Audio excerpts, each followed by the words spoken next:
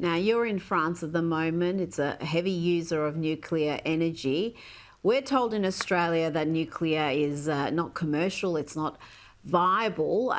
What do Anthony Albanese and Adam Bandt, Chris Bowen, what do they know that the leaders in countries like France, Sweden, US, Finland don't know? Because they and many other first world countries are increasing their use of nuclear power whilst we sit on all this uranium, we export it, but we don't use it for cheap nuclear power here, or even expensive nuclear power here. Well, I think it's quite clear that most of the mob in Parliament, in particular our energy minister and arguably our Prime Minister at this stage, know very little about our energy sector.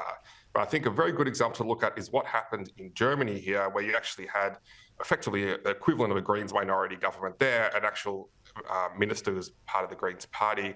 And in the face of the shut-off of Russian gas after the Ukraine war, they had a kind of internal schism and decided the Green Party still couldn't bring themselves to actually support nuclear, and so they supported more coal-fired generation. As a result, Germany's been shutting down its nuclear facilities. And of course, all that's happening is France is building new ones just across the border from Germany and will sell the power into Germany.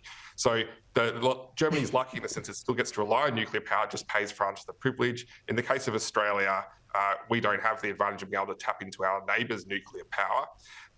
But if you want to have a strong, again, blue-collar workforce, manufacturing base, and all of the economic and national security benefits that provides, having strong, stable power supply with very low marginal cost is a critical component of that. We've had it from coal for decades.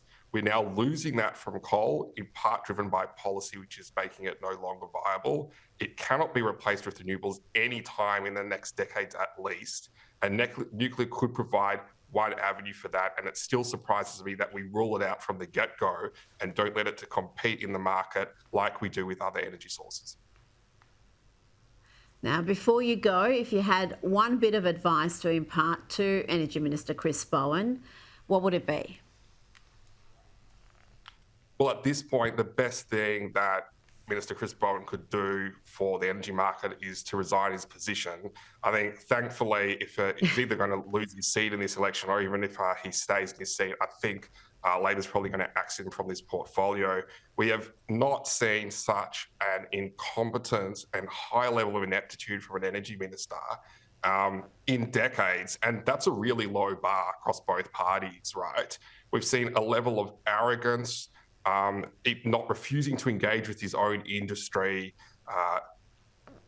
allowing funding by the government of green activists against approvals of this own government, still adhering to ridiculous things like renewable energy targets and carbon emission targets, which everybody knows are impossible to actually achieve, and having the hubris to not actually even recognise the problems he's created in order to fix them. And, I speak to major investors in this sector who've been unable to actually get a meeting with the minister in their sector this entire length of this government. And that tells you everything about what Minister Chris Bowen actually stands for and his willingness to actually talk to the key people in this market to try and fix the problems he's created. Saul Kavonic, thank you so much for your time tonight. Thank you.